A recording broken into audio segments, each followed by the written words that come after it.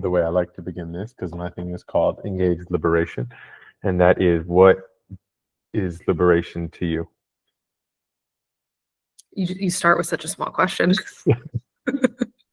What a tiny question. Wow, that's a big one.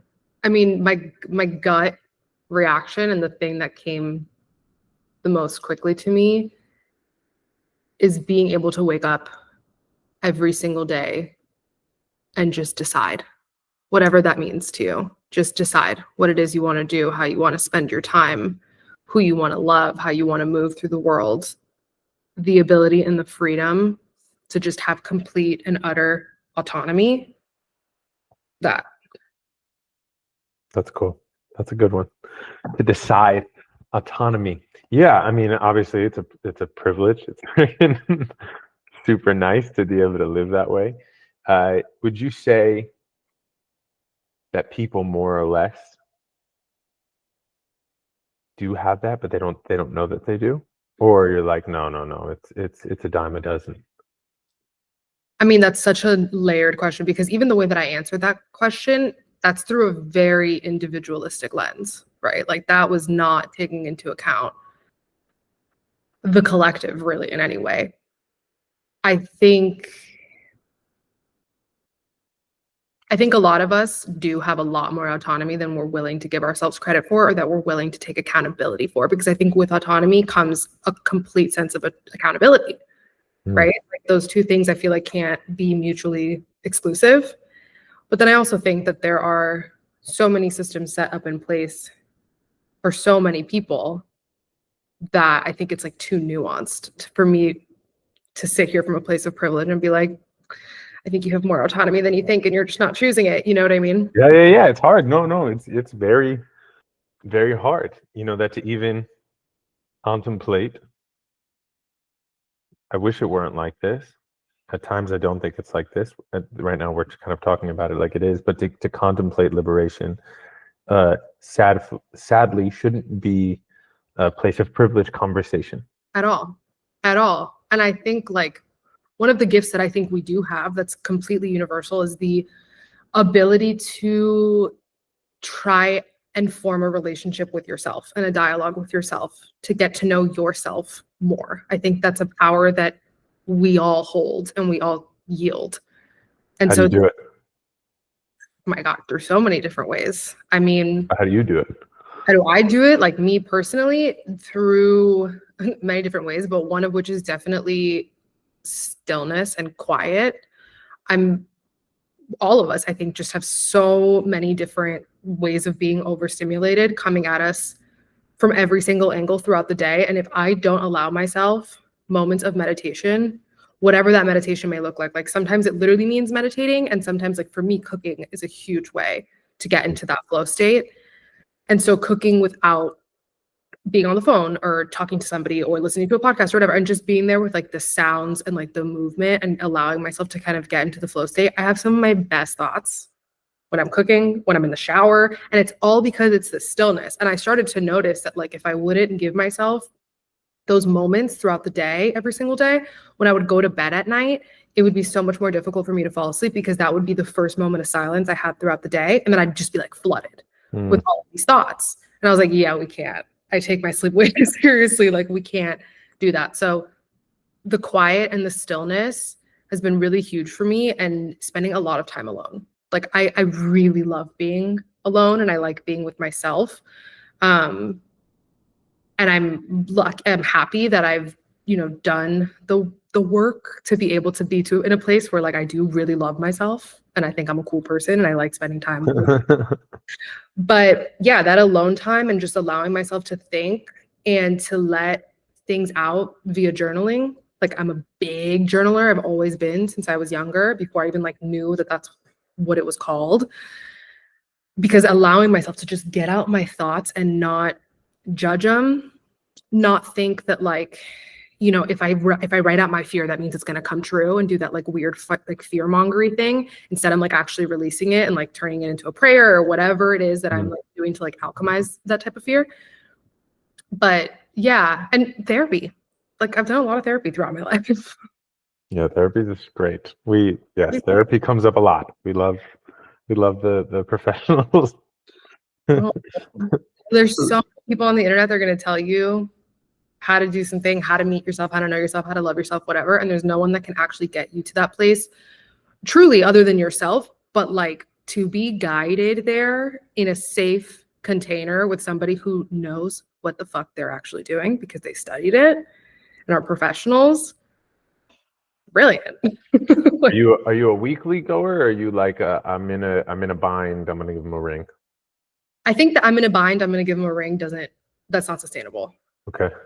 I think the whole point of, at least for me, the whole point of therapy was setting myself up so that like when shit does hit the fan, like I do have the tools in place and I already have the support system like set up. Right now, that sounds super ridiculous because I haven't been in therapy for the last like 5 months. But prior, it was a once a week situation. And I'll also go through bouts of like the bigger, more intensive things. Like when I was 22, I did this thing called the Hoffman process, which was like a week-long whole therapy. We can get into it if you want. But anyway, that was like a whole transformative experience. But it was like from there, so that was 7 years ago now, I have to stay in the habit and the routine of like practicing and working the system and the tools and the you know what I mean? It doesn't stop.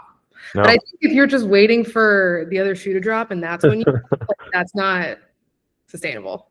Well, hopefully, you know, if there's a middle ground and it's like consistent weekly calls, and then there's the one where I'm in a serious bind, maybe there's the middle ground where you can feel like the flow is loosening. Yes. And like just to like go back to what I said earlier with the weekly call thing, it got to a point where the weekly calls became bi-weekly calls, where it was okay, we're doing this only twice a month, because I started to feel like I was dredging stuff up just to talk about stuff. And that didn't feel good either, which I think is why whenever I have this conversation with people about therapy, I just urge them to, I'm like, it's like dating.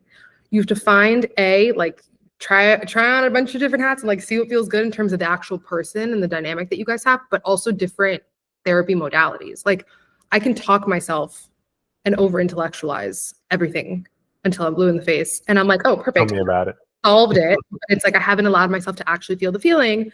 So then a year later, it's like one tiny thing happens and now I'm like exploding. Like that doesn't work. So for me, like traditional talk therapy is not that helpful, because it's just like a vent session that like I'm not really doing anything with, where I need something that's a little bit more, gets me more into my body, that sort of forces me to go there and to actually feel the feeling and release the feeling, because I'm like a very up here type of person.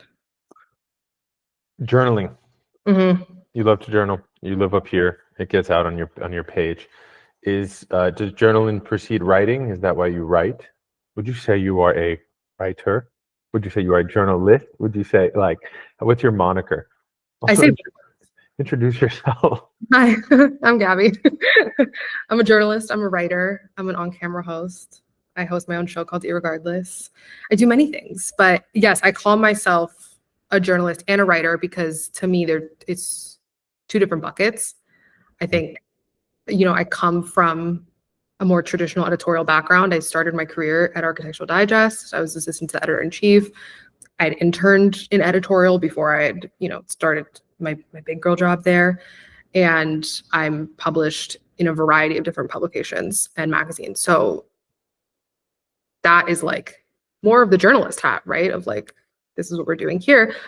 But I'm also writing in a different capacity. I have my Substack. I also have my pieces that it's not hard-hitting journalism over here. Like it's just we're writing, and I'm lucky that the publication that I'm writing for is down to talk about the feels, or they're down to talk about like the funny thing I saw on the internet, or whatever.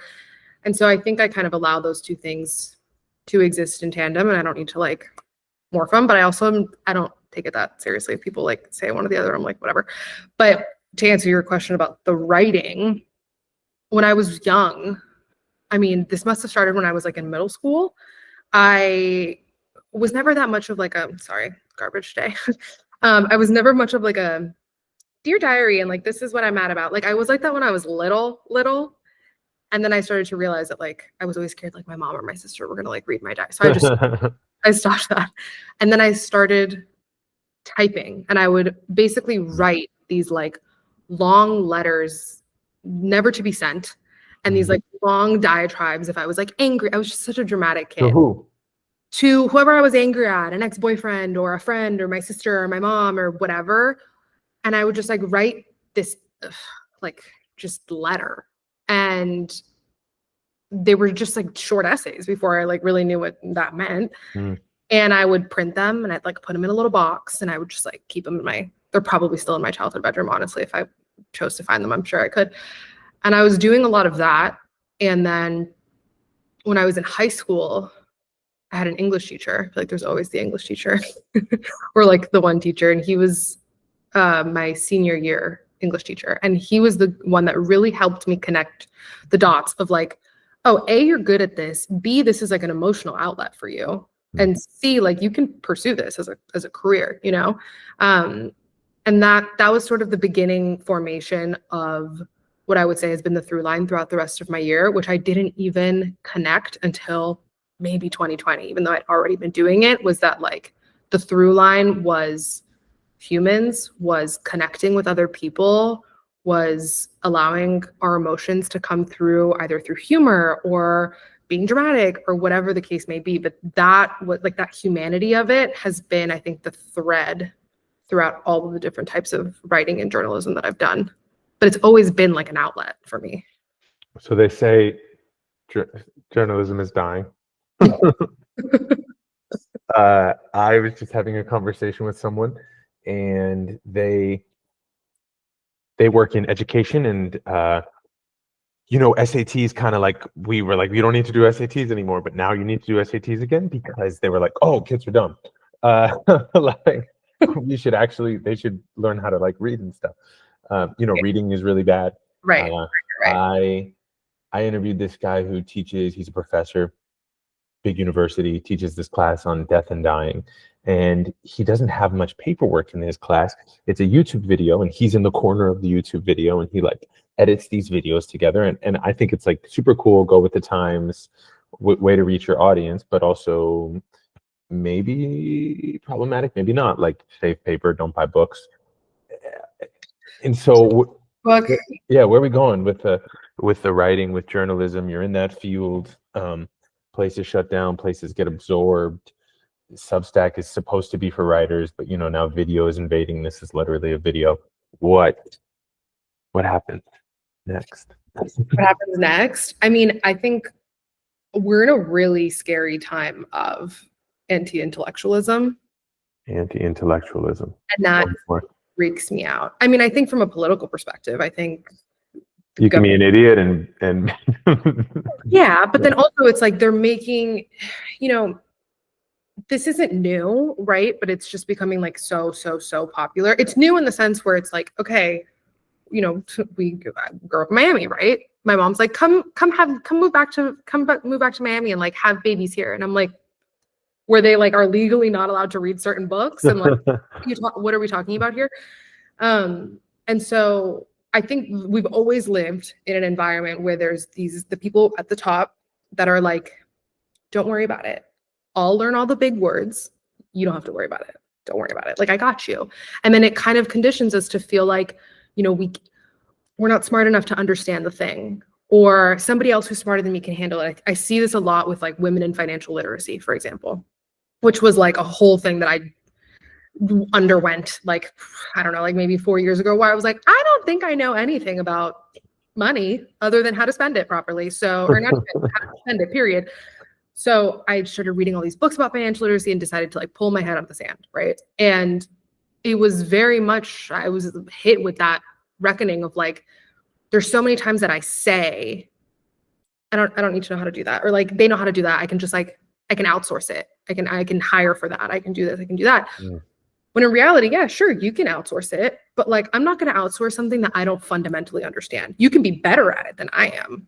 Sure. But I need to fundamentally understand that. And so long-winded way of just coming back to the point that I think that like, we're at this time where nobody trusts facts anymore. And that was a very deliberate thing, which that in and of itself is terrifying. That it's like, if we can't have a conversation that the sky is blue and we can't agree that the sky is blue, it's like, where do we go from here? And then, yeah, just this desire to like not feel like we need to keep learning, which I think is really dangerous. It is really dangerous. It's dangerous for democracy, but I think it's just dangerous for a fun, enjoyable quality of life. 100%. I think it makes, I think these phones really do steal people's imaginations, which is to steal one's joy. Like, if you can't imagine, I think the essence of joy is the ability to imagine places and potential of things that can make you joyful, that you can indulge in and be creative about and want to dive into. And if you don't imagine them because you're fed everything, and you never get up from the table, your life is stifled, and then we are stifled in that sense. I want to jump off what you just said about outsourcing, which is not how I think about ChatGPT, but like, okay, isn't that exactly what it is? Like our obsession with efficiency. Like at some point we sold people like you need to do more and less, which is a fucking absolute nightmare sell. Like you should be doing less and then always have more. Like less is more, not like do more things in less time, because then you'll just end up doing more and more and more. But this idea of all of these tools, like I ask ChatGPT anything, I don't understand it fundamentally, I outsource it, as you say. This obsession with efficiency, and it doesn't require anything of us. It's frightening. I don't know that that's a question. No, I pick up what you're putting down. I think the whole AI ChatGPT conversation, there's, from at least from my perspective, and I don't know if it's the correct perspective, but the way that I approach it is like, it's evolve or die, like, or adapt or die, whatever the saying is. I think we are blessed, and it's also a curse, to live in a time where technology is constantly becoming smarter and smarter and smarter. And are there crazy implications that I'm terrified of? 100%. I also think that if there's tools that allow you to work a little smarter, not harder, it's not necessary. That's like when I think outsourcing is good, because look, you're still asking the question because you are curious to find the answer. And if now you just have a tool that allows, you to save a bit of time consolidating all this information, whether or not you would have been going to Google and like clicking 1,000 different articles and reading all through them, now you have it bullet points. It's like a Spark Notes, which, like, is it always the best thing? No, but is it helping you? And it can automate the things. And here's the thing, because you talked about the to-do list never getting shorter. You have to decide what it is that matters, because you're correct. Like, if you're constantly optimizing, you're not all of a sudden gonna like, you have to choose what you want to do at that time, right? Because if not, like, your time just, there's always going to be more things to do. The to-do list is always going to get longer. And I got into this like debate the other day with a friend of mine, because they were like, I don't understand people who use Instacart. Get up and go to the grocery store. And I was like, why? Maybe that's your touch point for human interaction of the day. Feel you, brother. Go to the grocery store. For me, I'd rather use that hour to go for a walk or go to the gym or sit on my fucking couch if that's what I want to do, or read that chapter of the book. And if I can save that time by using this piece of technology to help me save that time so that I can actually use my time for something that truly brings me a bit more joy, it's not making me like less of an interactive human being. I'm just actually choosing what matters most to me, because I only have a finite amount of time in every single day, just like you have a finite amount of time. And just because what you want to do isn't what I want to do doesn't make what I want to do any less worthy, and what you want to do make it any less worthy. It's just like deciding what matters to you. This is not sponsored by Instacart, by the way. It is a great sell for them. It is a good. I should reach out to them. It is a very good sell.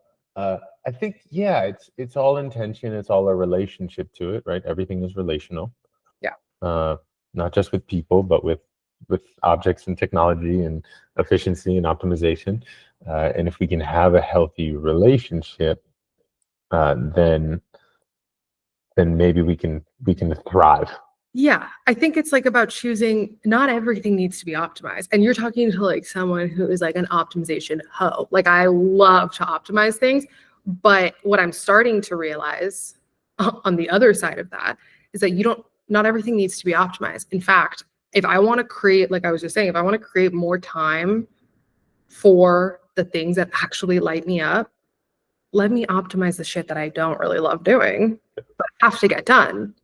So now this is happening faster. So over here, I can move slower. It's like the concept of like speeding up so you can slow down. That's, I think, the balance. Speeding up so you can slow down. Yes, I'm with you. I like this. And like you're talking, I mean, I don't know if you're like an astrology person, but I am a Taurus through and through. Like being lazy, sitting in comfort, like doing nothing, like that is my love. So if I can find a way to do more of that, like without foregoing everything else, like great, perfect. So your love of optimization is not, you're saying, it is in service of cuddling, like not against it. It's in service of achieving the outcome that I want. I think about that in a lot of ways of my life where it's like the delayed gratification of something. Like I'd rather do the thing now because, and this doesn't mean like don't live your life now and don't be present and happy and fulfilled and all the things. But I think a lot about what I want for my future family, the lifestyle I want to lead, et cetera, et cetera, et cetera. And those things aren't just going to like poof, pop up. Right. Mm. So I think about a lot of the things that I do optimize for. That's the question, is like, what am I optimizing for? And I think everybody has an individual answer. It's not right, it's not wrong, it's just yours. So what are you optimizing for? Where are you right now as a maker of things, as a writer, as a host, journalist? What is exciting you? What is boring you? All of the above. What's exciting me has been honestly what's always excited me, which is people. Like I love talking to people. I love urging people to be more curious about the world, about themselves. I think, again, like I'm not saying that what I'm doing and all these conversations that I'm having are often, sometimes they're great and groundbreaking and we can feel like connected and whatever. And sometimes they're just like funny and we're shooting the shit and like that's the purpose of it. But I think all of it is for more connection. I've personally never felt more disconnected from things. I know that's not a unique perspective and feeling. And I think if we're talking about technology and just being on social media and all these things, especially since such a big part of my job is on social media, like how can we find ways to still feel connection in our real world, feel connection when we're walking down the street to somebody and understanding like this person's life is just as complex and nuanced as mine. Like that's a crazy thought when you really start thinking about it. Like every single person has this individual story. And so I think through the work that I do, be it through Irregardless or my Substack or the content that I create on YouTube or Instagram or TikTok, like it's really that. It's like, how do we not feel so alone in the process of blank, the process of becoming, the process of building, the process of creating? How do we feel less disconnected in that? How do we create a little bit more empathy for one another through that? How can we, expand our perceptions of what's possible for ourselves and for our generations to come? Like that's sort of the crux of why I love sharing people's stories, is because I really, that concept of like, you can't be what you don't see, like I inherently believe in.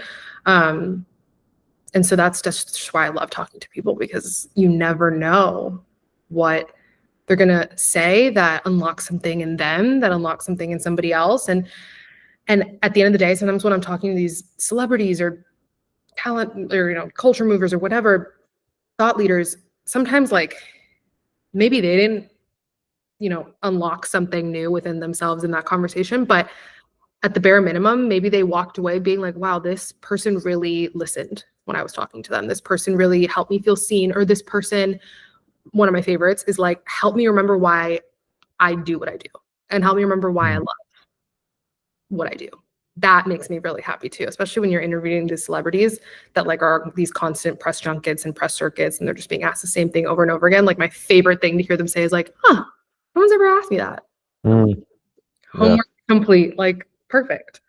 So it's just that connection. So you earlier you said you've done the work to love being with yourself. Mm-hmm. At the same time, we need connection. Mm-hmm. We sort of are tribal. We need others. Mm-hmm. I believe this. What is that dance? So does that mean you have like these you're aware of these lonely nights where you're like, oh, there's, there's a difference between solitude and loneliness. And if people listening, watching, reading aren't able to sort of build connection by interviewing humans or making art about them, what are some of the other techniques to build a healthier relationship between our solitude and our true intimacy with other people? Mm-hmm. It's interesting because I'm still really in the thick of figuring that out. I think I had this big sort of like come to Jesus moment within myself recently where I was like, you network a lot, you get out there a lot, you do all of those things, but you're not doing enough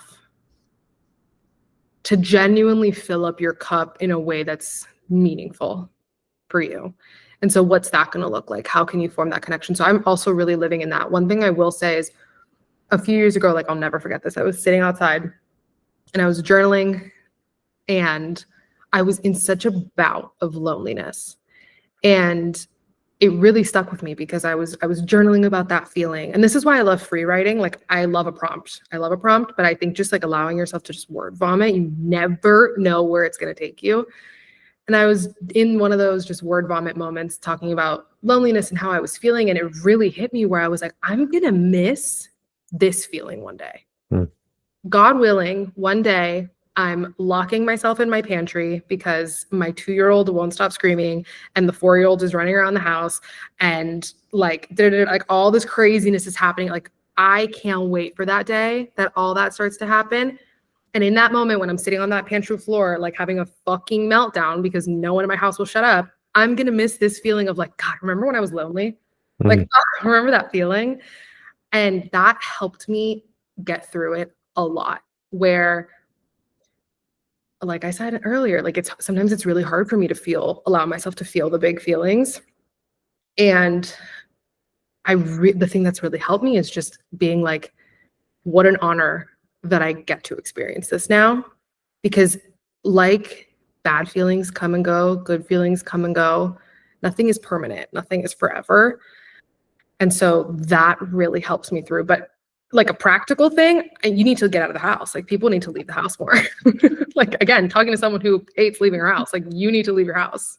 You need to go outside. You need to smile to the person at the coffee shop, smile to the person on the street. Like I was at Whole Foods, right? Talking about Instacart. I actually went to the grocery store the other day and I came home and I was telling my boyfriend and I was like, everybody there, like I got so many discounts.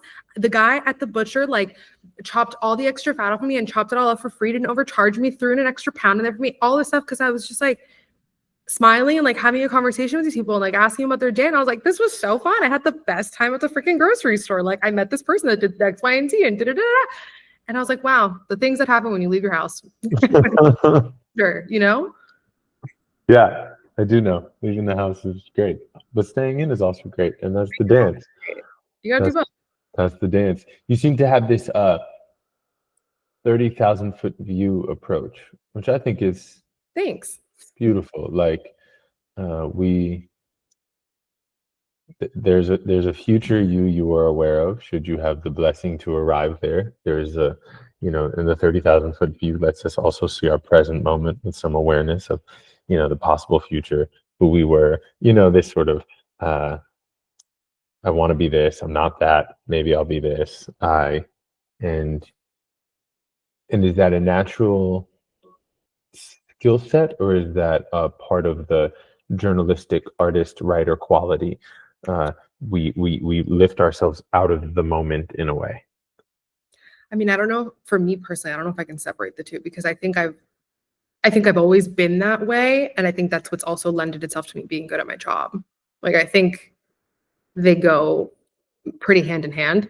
I've always like lived up here, which is a good thing and a bad thing. I think it's very important, and again, something that I've really been working on, particularly in 2025. Like this was a big goal for me, was being grounded in the present moment, because I did a lot of freaking out about the future, seeing the big goal and being like, but how am I going to make it happen? What if it doesn't happen? Da, da, da, da, da. And then also not allowing myself to be happy now before the thing comes. I think I've done this a lot throughout my life. I can remember being in high school and just wanting to go to college, because once I went to college, then I could graduate college and then I could get a job. And I thought that, I really wanted to work in a magazine. I saw The Devil Wears Prada once and was like, this is going to be my life. And it was, which was great because we love to manifest. But it was like, I had this notion that my life didn't start until film. Yeah. And then I woke up and was 29 and was like, but my life has been happening every single day. So what am I really talking about here? It's just going to be a different phase, a different iteration. But the day's going to pass. The sun's going to rise, the sun's going to go down every single day. No matter if I'm freaking out about the future or I'm not, it's going to happen every single day. So how can I allow myself to be happy here and now and also still dream big? And I think a big part of that that's really helped me is, when we talk about manifestation, and all those things, we know, you manifest from your subconscious. It's a very emotional thing. It's what you truly believe in your core that you are deserving of. And then obviously taking the aligned action and doing all of the things, et cetera, et cetera, et cetera. But one of the big tools or whatever that even people talk about, Atomic Habits, this is a great book about this, where it really breaks down the idea of okay, you have this future version of you that you want to become. What are the habits of that person? How does that person, what's that mentality that person has? How does that person move through their day? You don't need the $10 million that you're dreaming for in order to implement that mindset now, or that mentality now, or those habits now. Does future you sit on her phone on the couch for 3 hours straight? Probably not. So why are we doing that now? And I think about that a lot. That really shook me this year, where I was like, oh, I don't have to wait until the thing's never going to arrive if I don't meet it there. You know what I mean? So I got to start moving in the way that future me is going to be moving, so that I could rise up to that frequency, because the frequency is already existing somewhere out there on the energy field. So I'm I just gotta find it. I gotta level up. Reverse engineering. We don't go to it. It comes to us. Also is I say that, we want things because we think the things will make us feel a certain way. But I make the invitation that if you can align with the feeling on a consistent basis, that things will manifest to support the feelings. 100%. And I also think it is so important to have a baseline understanding of what is enough for you. That I think is so important, because it's very easy to get caught up in the keeping up with the Joneses of it all. Yeah. Thinking that you want the thing because somebody else has it. But in reality, when you actually ask yourself, and that tiny little voice inside of you is I actually don't give a fuck, but you're still saying oh, I want it, I want it, I want it. There's listen to that misalignment. Pay attention to that. I'll keep throwing books out at you, because again, we love reading over here and I think it's important, but The Psychology of Money is a phenomenal book that unpacks that idea of you have to have an understanding of what is enough for you. It is critical to your happiness, because you cannot keep moving the goalpost. Does that mean a number, literal number? No. What? And yeah, I mean, in that context, they're talking about money, but he broadens it to specifically say in any area of your life, yeah, sure, it'd be great if you surpassed it, but are you okay? What are you good with? Truly, what are you good with? Because I don't want to be in the business of not letting myself celebrate a win, because that win isn't as big as the 10-year plan. Yeah, I can't celebrate it now. I don't want to do that. Well, I mean, you're assuming that people are, as someone who's wildly addicted to the systemic what's next quality of living, most human beings aren't even conscious that they're not celebrating their life or living their life. That is such an insane, not just privilege, that's a high skill set. I lean towards the practices of Buddhism, because I think they are tools. They are free tools that are so wildly difficult to yield on a consistent basis. It's masterful samurai work to actually take inventory of your life and appreciate it. Yeah. Yeah. No, it is. I think about that a lot. Where like the fact and like this is it's such a I feel like the statement that I'm about to say is like almost like null because like I don't even have a solution for it. But I think about it a lot where it's like how lucky am I that I even have the space to like sit here and like have this conversation with you about like what I want to dream about today. Do you know what I mean? Like that is just a lot of people. That's not the reality that they have. They don't literally they feel like they literally don't have the time. Like they're thinking about a million other things. They're supporting a bunch of kids. Like that can't enter their brain space today. And so I think about that a lot too. Of like what a blessing that I can do that. And that's why it's like it's feels like such a silly even thing to say out loud because I'm like I wish I had a better solution or I could like offer something. But I'm not going to pretend to understand a struggle of someone that like I wish I could take away for them. I think you've made an offering. Yeah, I think you've made an offering. I think this is an offering. I think conversation is an offering. Honest conversation is an offering. I think I think when we go to the grocery store, if we actually look someone in the eye, it's an offering. And when we don't go to the grocery store and we care for ourselves, also an offering. Mhm. I think if we do something with consciousness and awareness, it's an offering. Uh, like to, what is it? Life and death are of supreme importance. Time passes swiftly. Opportunity is lost. Let us awaken, awaken. Do not squander your life. Yeah. Period. There you go. No notes. It's true. I life is short, man. Like I'm reading this book right now about God, what's it called? It's over there. Something about like the productivity for mortals, something like that, I think is the title. Oh, I know this book. Okay, have you read it? No, but my friend just told me about it in the sauna. Okay, so we're not, I'm like not even halfway through, but I bought it in a moment of you're not doing enough, be more productive. Brr, like that was coming through. So I was like, oh, everyone tells you to read this book about productivity. So I bought it and I like begrudgingly opened it and started reading it because I was like annoyed and thought it was just going to be like one of these like optimization everything. And to my surprise, it's like totally not that. I mean, obviously it's about productivity, but the whole mentality around it is what I was saying earlier too, of like your to-do list is never going to get smaller. So you just have to choose what is actually a priority to you long term in your life and adjust accordingly so that you're actually able to live your life.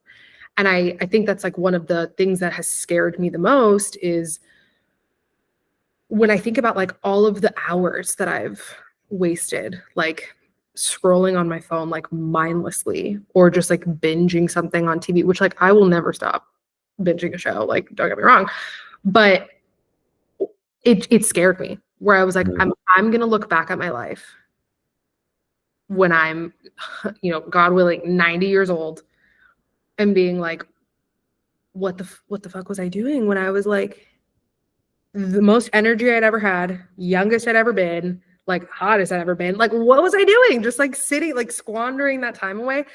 And so I think about that a lot too now, where how can I find like the things that are accessible to me now? Because obviously it's like shit also costs money. So like, of course, like everyone's like, get a hobby. And then like I choose like the hobby. And I'm like, okay, like I just went to go take a freaking horseback riding lesson. Like that wasn't cheap. So fun.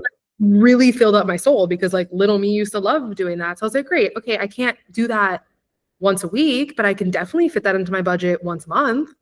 Like, what are the ways that I can reallocate my funds or reallocate my time to make sure that I'm actually like living my life? And doing things that don't, like, I'm imagining that you're not horseback riding because you want to go pro. Yeah. Like we need to engage in things that have no relation to our profession or to-do list or careers or accomplishment list. Yeah. Like, and that is also, it's so easy to like start taking the pottery class and be like, I'm gonna sell pottery. It's like you could have just fucking made a cup. Seriously, no, just make the cup, like truly. And I think that's so easy for creatives to fall down that rabbit trap. Like one of my favorite quotes, like who even knows where this originated, but it's the idea of it's like teach specifically men, sorry, where it's like, teach a man to fish one day and the next day he'll turn around and teach pretending like he invented fishing. And I think that that's so applicable to like creatives in general, because it's like it takes one pottery class and is like making a whole course that's like a full funnel now with like a whole like email list, and they're like, subscribe to my Substack about da da da da da da, like learn how to da da da, and it's like you figured that out yesterday. Oh, Like, that's so good. That's so good. but teach Teach a man to fish. You open the store. Yeah, exactly. Teaching the class. It's funny. As we start to wrap, any questions, any last thoughts, anything you want to share? I mean, for you, like, what are the ways in which you navigate your own presence every single day? Because you're also like navigating an industry that puts you in somebody else's headspace a lot. Yeah. So how do you like come back to you? Everything we've talked about, our worth cannot be dependent. I don't even think this is just Hollywood related. I think we have now sold a currency of likes and views to everyone, to children, to anyone. And the fact that you can stand next to someone and say, I got more of this than you did, is extremely harmful to our spirits, to our souls, to our egos. And so un-Hollywood related, if you think your worth is dependent on an outside source, you've missed the game. Like you're at the gate and you never walked in the temple. Like, so that's my work. Like that's the great work for which all other work is preparation, is to see myself, know myself, love myself, know my source, but even get past myself. Like that's the great work. It's like, oh, I don't need outside validation because I can give it to myself. And then I can even get past self. And I can see that everything I've ever loved and everything I will ever love, person, place, plant, dog, cat, food, there is a source to that love. And so for me, it's like a deepening process. Can I keep opening my heart, and can I keep going deeper? Can I keep opening my heart? Can I keep going deeper? And then when you ask that question of life, you see how many times you want to close your heart every day. Yeah. You want to do it a lot. And so how can we say, I'm gonna open it? Because when we open our heart, it actually doesn't become about us anymore. When we close our heart, it's about us. When we open our heart, it's about others. And so that's the fun process. I love that answer. I was thinking literally about that today, where there was such a period of my life where I didn't want people to see me, because I was like, if they don't really know you, if they can't see you, they can't hurt you. That was my big thing. And it's such a crock of shit, because nothing is more painful than the self-betrayal that you're causing when you don't allow yourself to love fully and completely. And what a disservice, I think, at least, to, like you said, that source, because that source, really isn't us. Like, I think it's the same thing with creativity, right? It's like this well that we get to tap into. Like, how disrespectful to that source, whatever your belief system is, like how disrespectful to that thing that you were given access to it and you were like, I'm good. Like, I don't know. I think it's just that self-betrayal is really painful. I think it's always worth whatever risk it is in your brain of getting hurt or being seen or whatever. That is way less painful than going to bed every night knowing that you did everything in your power not to be open in any capacity. On that note, may we open our hearts? There you go. Anything you want to say, how people can hang out with you, know more about you, et cetera, et cetera? Yeah, I mean, you can find me on all socials. It's at Gabi Ulloa _. That's across all socials on my Instagram, TikTok, YouTube. You can subscribe to my Substack if you would like to. On YouTube, you can also watch my episodes of Irregardless. And Instagram, I feel like, is the most in real time. You can read my writing, do all the things. We can chat. Thank you for having me. This was really fun. What a good conversation on a Monday. Yeah. On a rainy Monday. It's the rain. It really grounds it in something beautiful. I love the rain.